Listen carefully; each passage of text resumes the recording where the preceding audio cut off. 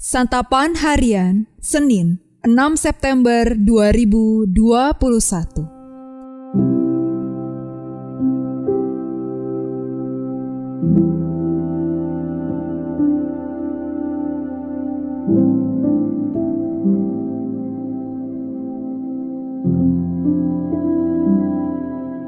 Inilah program Santapan Harian, sebuah program yang mengajak Anda menelusuri isi Alkitab, agar Anda menemukan makna firman Tuhan sesuai dengan konteksnya.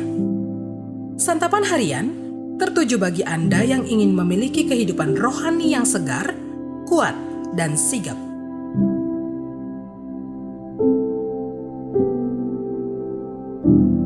Hari ini kita akan membaca Injil Matius pasalnya yang ke-17, ayatnya pertama hingga ayatnya yang ke-13.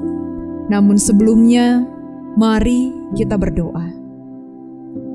Mampukanlah kami ya Kristus untuk setia, mendalami dan melakukan firman-Mu. Di dalam nama-Mu, Yesus Kristus, yang memampukan kami. Amin. Matius 17 ayat 1-13. 6 hari kemudian Yesus membawa Petrus, Yakobus, dan Yohanes saudaranya. Dan bersama-sama dengan mereka, ia naik ke sebuah gunung yang tinggi. Di situ mereka sendiri saja. Lalu Yesus berubah rupa di depan mata mereka. Wajahnya bercahaya seperti matahari, dan pakaiannya menjadi putih bersinar seperti terang. Maka nampak kepada mereka Musa dan Elia sedang berbicara dengan dia. Kata Petrus kepada Yesus, "Tuhan, betapa bahagianya kami berada di tempat ini. Jika Engkau mau, biarlah kudirikan di sini 3 kemah, 1 untuk Engkau, 1 untuk Musa, dan 1 untuk Elia." Dan tiba-tiba sedang ia berkata-kata, turunlah awan yang terang menaungi mereka, dan dari dalam awan itu terdengar suara yang berkata, "Inilah anak yang kukasihi, kepadanyalah aku berkenan, dengarkanlah dia." Mendengar itu, tersungkurlah murid-muridnya dan mereka sangat ketakutan. Lalu Yesus datang kepada mereka dan menyentuh mereka sambil berkata, "Berdirilah, jangan takut." Dan ketika mereka mengangkat kepala, mereka tidak melihat seorang pun kecuali Yesus seorang diri. Pada waktu mereka turun dari gunung itu, Yesus berpesan kepada mereka, "Jangan kamu ceritakan penglihatan itu kepada seorang pun sebelum Anak Manusia dibangkitkan dari antara orang mati." Lalu murid-muridnya bertanya kepadanya, "Kalau demikian, mengapa ahli-ahli Taurat berkata bahwa Elia harus datang dahulu?"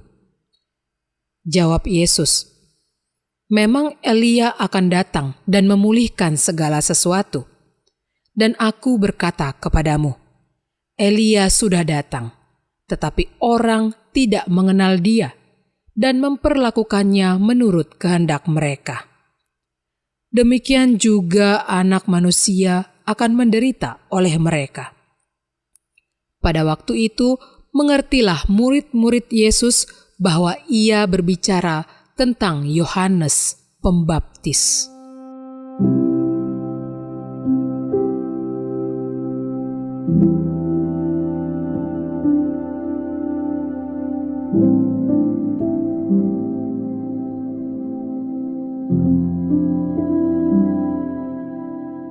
Sahabat Santapan Harian, ada banyak pandangan dari para murid tentang siapakah Yesus. Dia disamakan dengan tokoh-tokoh besar bangsa Israel. Musa adalah pemimpin terbesar yang membebaskan bangsa Israel dari Mesir. Tokoh lain yang sangat besar adalah Elia. Nabi Elia merupakan nabi yang melakukan banyak mukjizat. Mereka percaya bahwa Elia akan datang lebih dahulu sebelum kedatangan Mesias. Peristiwa transfigurasi di atas bukit memiliki makna yang syarat karena menunjukkan banyak peristiwa simbolis. Peristiwa itu terjadi di bukit, yang menunjuk pada peristiwa Musa bertemu Allah di Gunung Sinai. Di sana Yesus dimuliakan dan Allah menyatakan kalimat yang sama dengan saat Yesus dibaptis. Inilah anak yang kukasihi, kepadanya Aku berkenan, dengarkanlah dia. Pernyataan Allah tentang Yesus menunjukkan bahwa Yesus lebih besar daripada Musa. Bahkan Musa dan Elia pun memuliakan dia. Ketiga murid yang menyaksikan peristiwa itu tersungkur ke tanah. Hal itu menunjukkan bahwa mereka kini menyaksikan Yesus adalah Tuhan, sebagaimana bangsa Israel tersungkur ketika Allah menyatakan dirinya. Kemesiasan Yesus bukan karena pengakuan manusia, tetapi karena pengakuan Allah. Inilah yang menjadi iman kita sebagai pengikut Kristus. Allah Bapa meminta kita untuk mempertuhankan Yesus dalam seluruh aspek hidup kita dan mendengarkan perkataannya.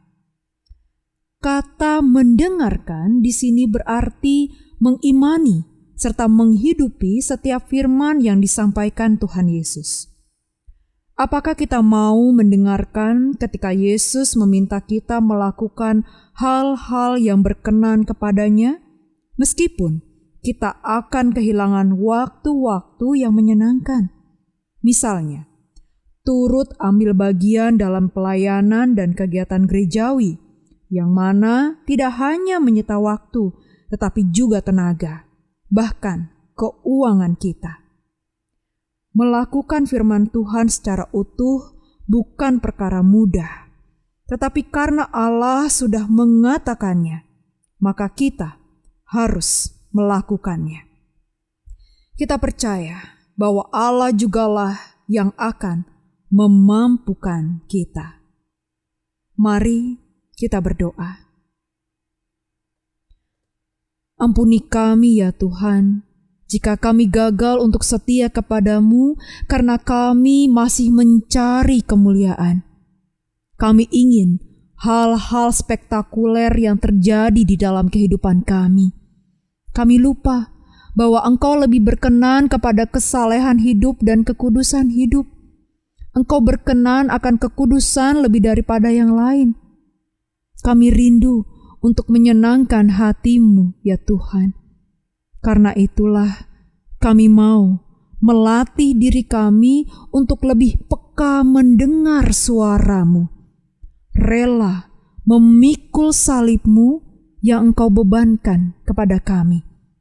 Dan terus diperbarui di dalam kehidupan agar kami semakin kudus di hadapan-Mu. Tolonglah kami, ya Tuhan. Di dalam kasih-Mu, kami memohon. Amin.